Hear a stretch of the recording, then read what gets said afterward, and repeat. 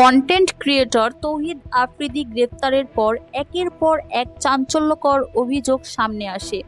কোটি দর্শকের প্রিয় এই তারকা দৈত্য চরিত্র আলোচিত হচ্ছে সকলের সামনে।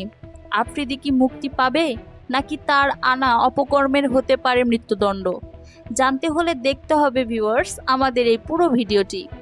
কোটি টাকার মালিক নাসির উদ্দিন সাথীর একমাত্র ছেলে তৌহিদ আফ্রিদি ছোটবেলা থেকেই বেপরোয়া, উচ্ছৃঙ্খল।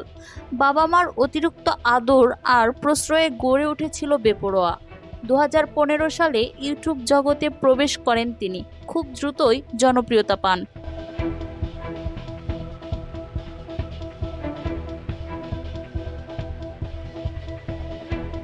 হাজার হাজার কোটি কোটি ভিউ, অগণতিক মানুষের ভালোবাসা তাকে রাতারাতি তারকা বানিয়ে ফেলে। কিন্তু সেই জনপ্রিয়তাকে পুঁজি করে গড়ে তুলেছিল এক অন্ধকার অপরাধের সাম্রাজ্য। তদন্তে বেরিয়ে আসে জনপ্রিয়তার আড়ালে আফ্রিদি ছিলেন এক সিন্ডিকেটের কর্তা। দখলদারি, চাঁদাবাজি, মেয়ে কেলেঙ্কারি থেকে শুরু করে নানান অপকর্মের অভিযোগ উঠেছে তার বিরুদ্ধে। অনেকে দাবি করেছেন তার অপরাধ চক্র এত বড়, একে ভাঙা সহজ নয়। তবে শুধু খারাপ দিকে নয়, ভালো কাজও করেছেন তৌহিদ আফ্রিদি। দুর্যোগের সময় অসহায় মানুষদের দিয়েছেন ত্রাণ ও পুনর্বাসন।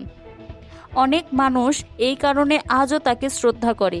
এদিকে সম্প্রতি মুনিয়া ও আফ্রিদির একটি কল রেকর্ড ফাঁস হওয়ার পর জনমনে তৈরি হয় মুনিয়াকে হত্যা করেছে তৌহিদ আফ্রিদি। কিন্তু সেই ঘটনার মোড় ঘুরিয়ে দিয়েছেন সাংবাদিক নাজমুল সাকিব। তিনি নিজের ফেসবুক আইডি থেকে বসুন্ধরা মালিকের তানভীরের ছোটবেলার ছবি ও মনিয়ার ডায়েরির পাতার ছবি পোস্ট করেন। কিন্তু প্রশ্ন রয়েই গেছে, এত প্রমাণ, এত অভিযোগ সামনে আসার পর তৌহিদ আফ্রিদি সহজেই জামিন পাবে, নাকি আদালত প্রমাণের ভিত্তিতে তার বিরুদ্ধে কঠোর আইনি ব্যবস্থা নেবে?